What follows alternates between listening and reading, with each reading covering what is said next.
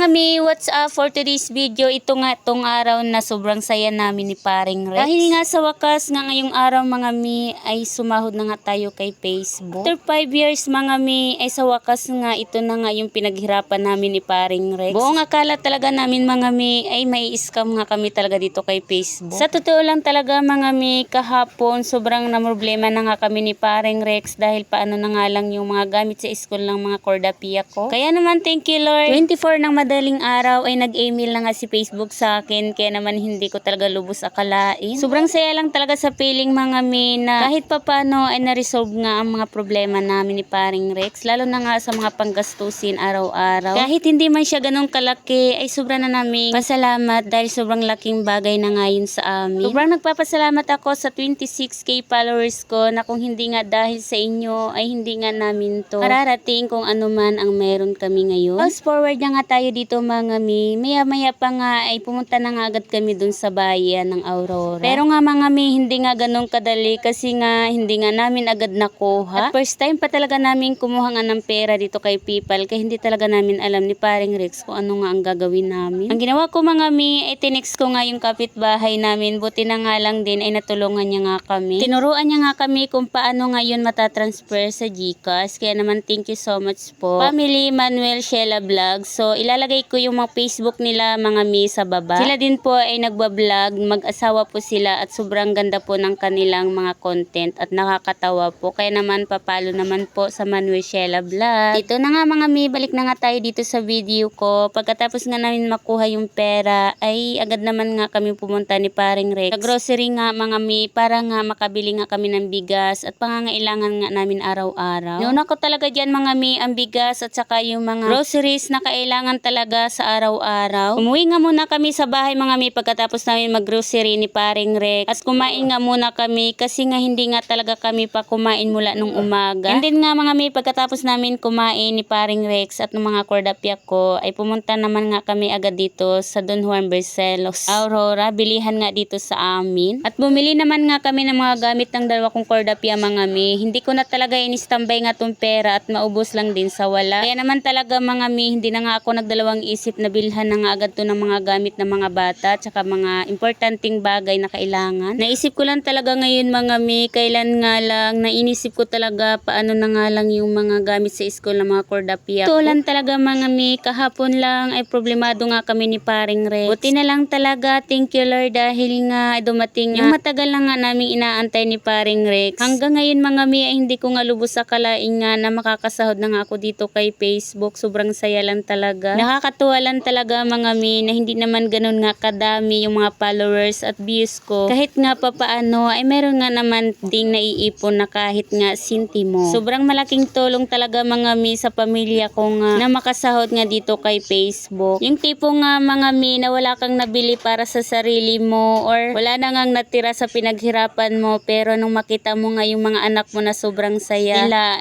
nawala naman nga yung pagod ko bigla o diba mga mi, nakakaiyak lang isipin. Kaya sa mga katulad ko na content creator na nagsisimula pa lang, wag po tayong mawala ng pag-asa, laban lang. Tagalan talaga sa pag-upload at wag lang tayong tamarin dahil nga magbubunga din ang pinaghirapan mga mi. Hindi naman sa sinasabi ko dito na nagpapainggit, ito lang ay sinasabi ko nga para doon sa mga napanghinaan na ng loob or tinatamad na. Ituloy nyo lang mga mi, ako nga after 5 years, tingnan nyo naman nga ngayon. Gusto ko lang talaga ituloy kung ano nga yung nasimulan ko. Para naman nga kahit papaano ay makatulong nga ako sa pamilya ko kahit papaano. At ito na nga mga mi, pagkadating-dating nga namin ay agad nga nitong binuksan tong dalawa tong mga dala namin. Sobrang tuwa talaga nila mga mi, yung maiyak-iyak ka na talaga sa pagod. Pero nung makita ko sila ay biglang paiyak na lang talaga ako sa sobrang tuwa mga mi, promise. Kaya naman po sa mga nagtatanong kung totoo nga na may sahod dito kay Facebook ay siya. Legit po mga mi, basta tiyaga lang po talaga sa pag-upload at huwag mawala ng pag-asa. Mga mi, sa totoo lang talaga, ilang beses na nga rin akong nawala ng pag-asa, gusto ko na nga lang din sumuko pero hindi ako tumigil mga mi dahil gusto ko mapatunayan sa pamilya ko na kaya ko. Mapatunayan ko sa kanila na may kita talaga dito kay Facebook kasi nga mga mi, sa totoo lang talaga ang pamilya mo talaga ang unang-unang hindi maniniwala sa kakayahan mo. Pero yun mga mi, ang pinanghahawakan kong inspirasyon para hindi ako tumigil pero yun yun ang ginamit kong inspirasyon para magtuloy-tuloy lang sa laban na kung anong mayroon nga dito sa mundo ng vlogging. At hanggang dito lang muna. Thank you for watching.